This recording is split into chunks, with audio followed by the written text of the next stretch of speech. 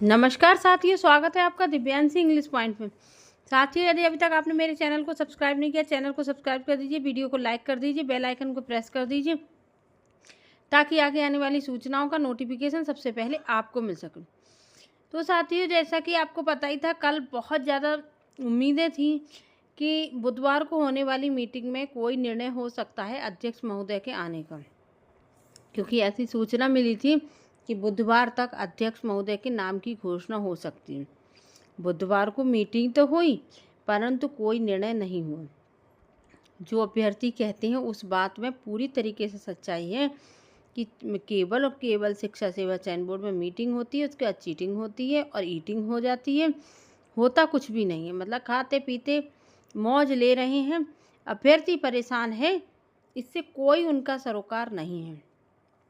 अब उनको अपनी सैलरी मिल रही है, अगर उनका 2 महीने का वेतन रोक दिया जाए तब उनको पता चलेगा कि कैसे बेरोजगारी का होता है। वो तो आराम से अपना आते हैं, वेतन लेते हैं, आराम करते हैं, एसी में बैठते हैं और चले जाते हैं।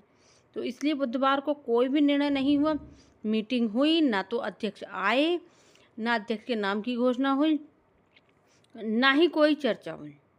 तो यहाँ पे यही होता रहता है कि केवल सरकार की मंशा नहीं है, नाम दे दो कि कीर्ति पांडे मैम ने काम नहीं किया, कि उसने नहीं किया, लेकिन बात सरकार की है, केवल और केवल सरकार की। दूसरा है, जूनियर शिक्षक भर्ती का विज्ञापन भी जारी हो चुका है। ये मैं क्लियर कर दूं, बहुत सारे लोग मुझसे पूछ रहे थे, ये किसी नए व्यक्ति के लिए नहीं है, ये पुराने उन्हीं व्यक्तियों के लिए है जिनका जूनियर शिक्षक भर्ती में सिलेक्शन हुआ है। जिन्होंने परीक्षा दी थी उनका सिलेक्शन हुआ है, वही 15 नवंबर से आवेदन कर पाएंगे। तो अभी तक आप ये सोच लीजिए आपको कैसे करना है, क्या करना है। जिनका एलटी में फॉर्म भरा हुआ है वो एलटी की तैयारी करें, जिनका टीजीटी का फॉर्म भरा हुआ है वो टीजीटी की तैयारी करें। इसके अलावा भी कोई विकल्प दिख नहीं रहा है। परीक्षाएं सब कुछ काम 2026 तक खींच कर ले जा रहे हैं, क्योंकि 2027 में इलेक्शन है, इसलिए उसको अपने मैनिफेस्टो में उनको दिखाना है। दूसरी बात मैं आपको बता दूं, नई शिक्षक भर्ती भी जारी होने जा रही है और ये भी अच्छे खासे पदों पर जारी होगी। मतलब कहने का मतलब ये है 20-25 हज़ार पद होंगी।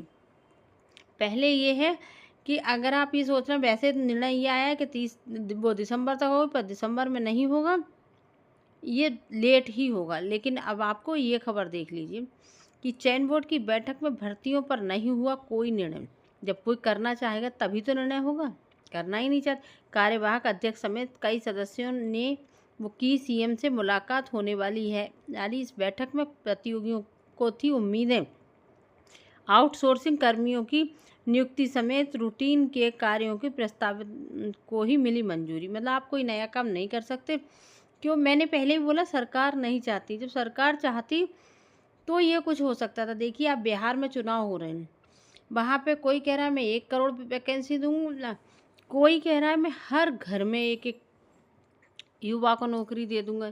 लेकिन हमारा एक यूपी ऐसा महान प्रदेश है जहाँ पर कभी भी बेरोजगारी को लेकर न पक्ष न विपक्ष कोई भी मुद्दा नहीं उठाता। हम अगर ये कह दें कि हम इस सरकार को वोट नहीं देंगे, दूसरे को देंगे, तो आप ये बताइए कौन सा विपक्ष ऐसा है जो आपके इस मुद्दे को उठाता है। कहने का मतलब ये है, यूपी में सबसे बेकार काम जो है वो बेरोजगारी का है, तो उस पर कोई ध्यान देना जरूरी ही नहीं समझता। हर काम पे ध्यान दिया जाता है, काम पे ध्यान नहीं दिया जाता तो किस पर? बेरोजगारी। ऐसा लगता है ये बेरोजगार ही पैदा हुए थे, तो इनकी दुर्भाग्य उन्होंने मान लिया है, इनको हमें नौकरी देनी ही नहीं है। तो क्या कहा जा सकता है, जब सरकार ही की ही मंशा नहीं है। कल कुछ लोग कह रहे थे आपको जानकारी नहीं है तो मत बताया करिए। अरे आपको जानकारी, आप पता करिए आइए। किसी को भी जानकारी नहीं है कि सरकार का मूड कब कराने का है, और सरकार को खुद को नहीं पता है हम कब तक खींच के ले जा रहे हैं। उनको भी ये नहीं पता था 2022 की भर्ती हम 2026-27 तक ले जाएंगे। उनका मन नहीं था भर्ती कराने का, उन्होंने नहीं कराया। लेकिन जिन लोगों की एज 40 से ऊपर हो चुकी है, मैं उन लोगों को यही सजेस्ट करूँगी, बिल्कुल दम लगाकर इस भर्ती में अपने लिए एक सीट सुनिश्चित कर लीजिए। जिनकी 40 से कम है वो लोगों को एक आध भर्ती और देखने को मिल सकती है 2027 तक। अभी भर्तियों का पिटारा इसलिए खुलता रहेगा क्योंकि इन्हें 2027 के इलेक्शन में दिखाना है। बाकी आप ये सोचें कि इनमें और कुछ होना है तो और कुछ नहीं होने वाला, क्योंकि इनकी मंशा ही नहीं, इनकी नीयत ही साफ नहीं है। तो और यहाँ पर यूपी में न पक्ष बोलता है न विपक्ष बोलता है, सबसे बेकार काम बेरोजगारी का है।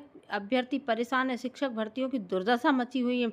अभ्यर्थी कोई घर से बाहर आ गया है, कोई बाहर से अब घर जाने की तैयारी कर रहा है कि यहाँ तो यही होता रहेगा। एक एक कमरे का किराया अगर कोई बिल्कुल बेकार बैकवर्ड एरिया में लेता है तो 3-3 हज़ार रुपये जाता है, और 3 हज़ार का वो खाना खा लेता है। 6 हज़ार रुपये तो किताबों से अलग उसका खर्चा हो जाता है। उसके बाद अभ्यर्थी के पेरेंट्स को, मिडिल क्लास वालों को 6 हज़ार रुपये देना बहुत बड़ी बात होती है। मिडिल क्लास का ही व्यक्ति इतनी तैयारी करता है। हाइयर क्लास वाले तो अपना बिजनेस कर लेते हैं, उनके पास इतना होता है कि वो इस तरीके से टक्कर नहीं खाते हैं।